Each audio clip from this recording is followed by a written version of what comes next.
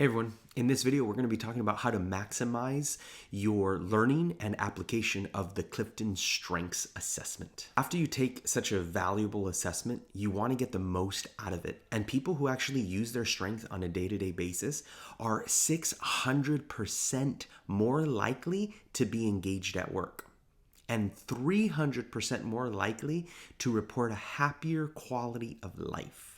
And that's important because it's basically saying you'll enjoy work more and be happier at home. You see, most people take their CliftonStrengths and they learn about it, maybe read the report really quickly and move on. It has no impact on their life beyond the fact that someone said it might be really impactful. And so what we want to do is we want to avoid just taking the assessment, and we want to learn how to apply it in our lives. This is not a one-stop fix to maximize your strength potential. Just like anything in life, this is going to take time, hard work, and effort. But it will be very rewarding when you put in the time, work, and effort. Okay, so here are the steps. Step number 1, take the assessment. Nothing crazy, nothing fancy, just go take the assessment. Step number 2 is learn how the report works. Let's take a look. So this is my report that I took in 2019, and as soon as you get it, it lists your top 10 strengths. If you only paid for the top 5 assessment, then you will only get the top 5 strengths. For me, the top 10 strengths are listed here, and then I have numbers 11 to 34. What'll happen then as you go down is it actually gives you a thing about what you're supposed to do with these. So it kind of gives you some tips, which is essentially what I'm doing and going over. It breaks down each of your strengths in detail. Again, it gives you a description of what the strength is, and then it specifically tells you, very unique to you, what it looks like for you. It also gives you a specific thing about why you succeed using this strength. Then it talks about what you can do to maximize your potential as well as your blind spots. So the next step is to grow in your self-awareness. What you want to do is you want to spend time getting to know this. If this was essentially a tool, you want to know what the tool is, what its function is, and what it does. You want to think of your strengths like an external operating manual. In other words, it literally is telling you how you best operate. To carve out a habit every single day to learn about your strengths. No more than 5 minutes. That's all you're going to do. And learn about it. Pull out the report and read through a few sections within the 5 minutes. And if you don't get through something completely, that's okay. Once you are done with this kind of daily habit and you've read it all, then what you want to do is you want to start every day deciding what actionables you want to do. And the report even tells you that, what actionables to do.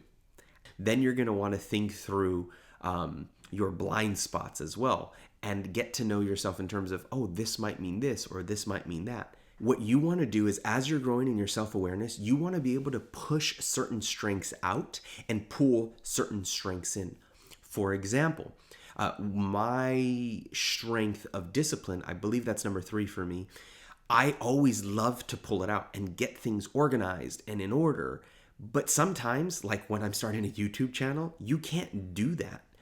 You cannot allow everything to be in a perfect order because then you won't ever get started. So I had to pull back in that strength and start pushing out other strengths to get going on it. So for you, you don't want to just always apply that tool and use it. You want to think, what strength do I need for this moment?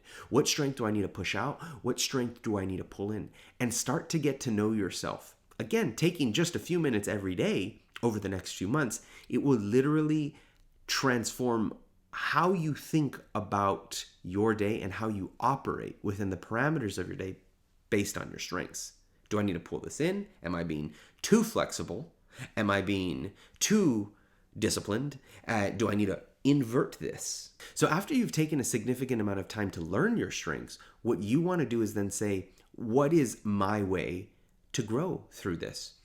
And so you'll note that I tend to talk a lot about habits because of my strength of discipline, that in order to make a change, you need to change a habit.